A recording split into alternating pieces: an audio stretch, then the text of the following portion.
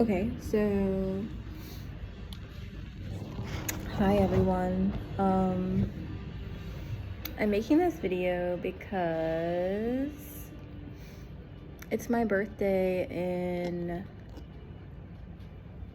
one day, I guess, technically. Well, whatever. It's currently Friday night and my birthday is on Sunday, so we'll just say it's a day from now. But I am turning 29 and that's crazy to me, but I wanted to make this video really quick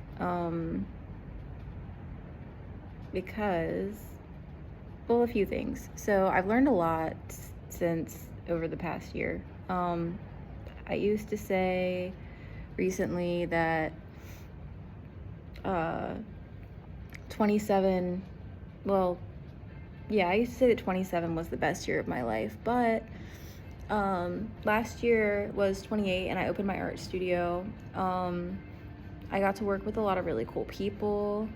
It was kind of like a culmination of all the things that I had, aspired to do up until that point the year before, but like really getting the ball rolling and putting it into play, which was really cool to see it come to fruition. So I'm not sure what this year will hold for me, but yeah, 28 was very interesting. I will say that. It's kind of like a full circle moment, just in my life in general. But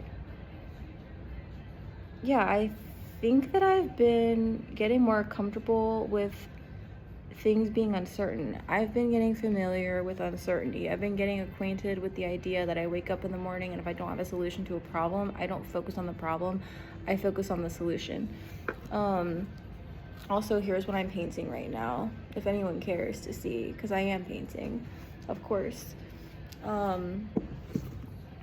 yeah, like, and also becoming more delusional, not in the sense that like I'm psychotic, but in the sense of like, okay, you kind of have to be a little bit delusional if you want things to work out in your favor. And what I mean when I say that is you have to believe in your own success, because miserable people will tell you that your dreams are too far away, your aspirations are too high, you're not going to succeed in your field, because miserable people will be that way to you because they're miserable and they don't believe in themselves, they don't believe in their own capabilities, and they will project that onto you. Luckily, I haven't had that many issues with that in my experience trying to get my art studio, but I have had doubters, I've had skeptics, I've had people that didn't want to see me succeed, I'm sure, but in good faith, I've had a lot of people look out for me and tell me to be cautious.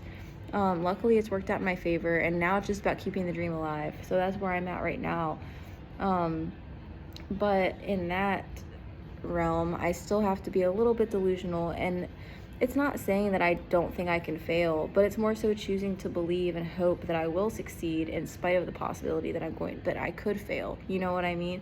Even if I had like 90% certainty that I was going to fail at something, there's still that 10% that I could succeed. So why would I count myself out if I'm still in for the count? Why would I tell myself, oh, don't even try, if there's still a small chance that I could win? So I'm not gonna, there's already enough people that hate on others and don't want them to succeed. I'm not gonna be that person to myself. You have to be a little bit delusional about your own success. So when other people don't show up for you and other people don't want to cheer you on and other people want to see you fail, you have to go full force into that in the opposition and say, no, I am going to advocate for myself and my success. I do believe in my dreams and I will make it work. You have to find a way to make it work, because the people that are crazy enough to make it work are the ones that do succeed. Even in the face of adversity and the potential of failure.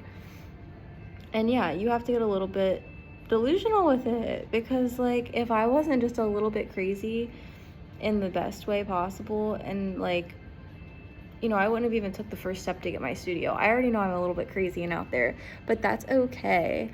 I'm okay with that. And if that looks crazy to other people, or like if what I'm doing looks insane to other people, that frankly has nothing to do with me. I already know myself. I already know I'm a big dreamer. I already know I'm a big achiever, and I'm gonna get my dreams.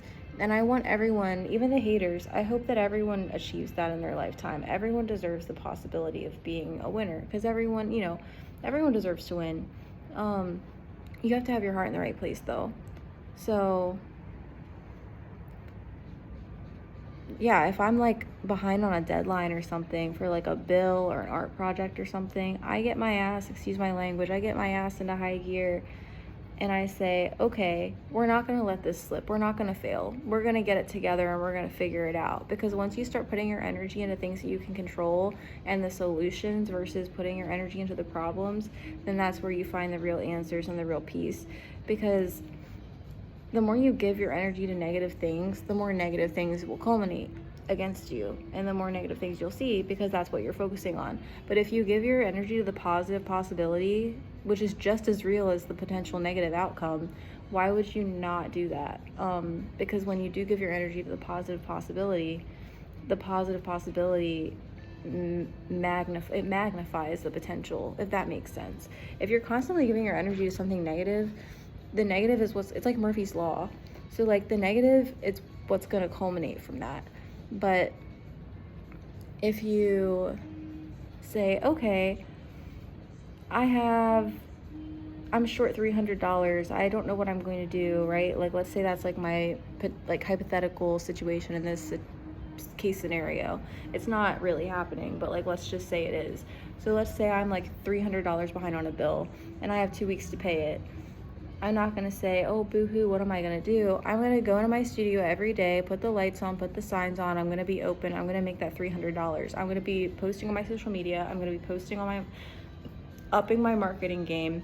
I'm going to be promoting the hell out of my tickets for my event sales. And I'm going to get people in my studio and we're going to make some badass art together, because that's what a true fighter does. That's what you do when you love what you do. And it's not for the money.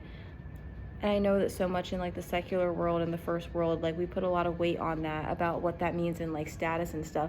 But it's about sustaining your own personal bubble of your livelihood.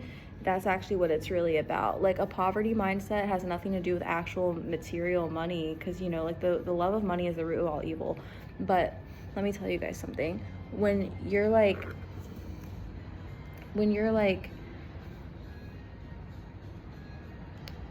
okay, when you look at poverty as like, that's a spiritual thing too. It's not just about money. It's about, like I said, your personal bubble that you're sustaining, right? So let's say I'm in a poverty mindset. And when I say that, like I said, this is what I mean. I'm talking about, I'm nobody, I'm nothing. I'm not going to get anything because it's like coming from like a lacking mindset. That's literally what it is. It doesn't really have anything to do with finances, but the finances do stem from that. Sorry, I have like rat bedding in my hair. But anyway, yeah, so if you're constantly focusing on what you're lacking, you're going to get more of that.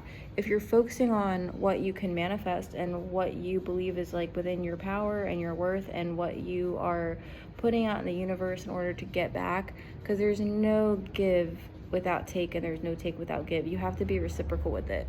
So input versus output. But also, if you say, okay, I do have the potential, I do have the power, I do have the wisdom, I do have what it takes, I am enough, I'm strong-willed, I'm smart, and I'm intelligent and kind, and I'm gonna figure this shit out, you're gonna figure this shit out. Like, it will happen for you. You have to believe it.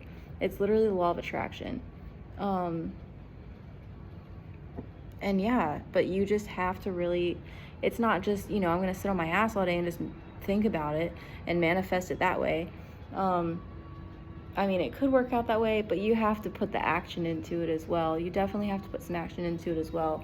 So the belief comes first and then the action. You have to motivate yourself. No one else is going to do that for you. And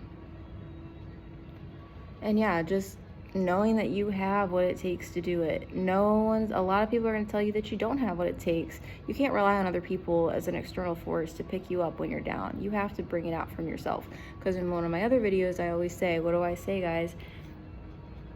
Bringing forth what's within you. You have to bring forth what's within you. Or what you bring forth will save you. And if you fail to bring it forth from what's within you, what you fail to bring forth will destroy you. That's actually a quote from the Bible, but it's a great quote also. And it's so true. It's so true. You have to really believe that you're doing it, because like God wants you to succeed too, by the way. So knowing that belief, you should be unstoppable. But yeah, so I just wanted to come in with some positivity. Life is hard enough as it is. We should be lifting each other up and lifting ourselves up, and not falling into despair, and not doubting, because there's great things ahead and you just have to be ready to receive them, but you also have to be ready to do the work. It's not without a lot of work. So yeah, get a little bit more delusional about your success, because if you don't, then who will? You know what I mean?